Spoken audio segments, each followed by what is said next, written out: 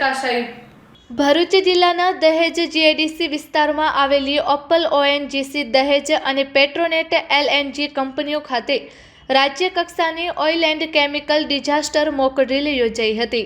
NDMA તેમજ GSDMA અને જિલ્લા વહીવટી તંત્રના સંયુક્ત ઉપક્રમે યોજાયેલી આ ડ્રીલનો હેતુ લેવલ 3ની ગંભીર ઇમરજન્સી પરિસ્થિતિમાં વિવિધ તંત્રોની સજ્જતા અને સંકલન ક્ષમતા ચકાસવાનો હતો। ઓપ્પલ ઓએનજીસી દહેજ ખાતે હેવી પ્રોપિલિન લીકેજ થવાને કારણે વિસ્ફોટ અને આગ લાગ્યાની કલ્પિત ઘટના ઊભી કરવામાં આવી હતી। આ ઘટનામાં 10 લોકો ઇજાગ્રસ્ત થયા હોવાનું દર્શાવાયું હતું, જેમાંથી 2ને તાત્કાલિક ભરૂચ સિવિલ હોસ્પિટલ ખસેડવામાં આવ્યા હતા। ફાયર વિભાગના 9 વાહનોએ આગ કાબૂમાં લીધી હતી, જ્યારે પોલીસે વાહન વ્યવહારનું નિયંત્રણ સંભાળ્યું હતું।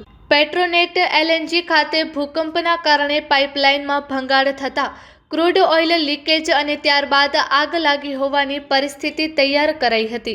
તાત્કાલિક લેવલ 3 ઇમરજન્સી જાહેર કરાતા એનડીઆરએફ અને સ્થાનિક તંત્રના સંકલિત અભિયાન દ્વારા કુલ 222 લોકોનું રેસ્ક્યુ કરવામાં આવ્યું હતું।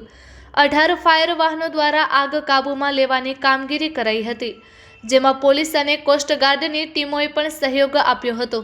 જિલ્લા કલેક્ટર ગૌરાંગ મકવાણાના માર્ગદર્શન હેઠળ નાયબ જિલ્લા કલેક્ટર એમ.એન. મનાણીએ દહેજ ખાતે પહોંચી તમામ વિભાગો સાથે સંકલન કર્યું હતું। મોક ડ્રીલ પૂર્ણ થયા બાદ યોજાયેલી સમીક્ષા બેઠકમાં એનડીએમએ અને જીએસડીએમએના અધિકારીઓએ તંત્રોની કામગીરીની પ્રશંસા કરીને નાની મોટી ખામીઓ અંગે જરૂરી ચર્ચા કરી હતી।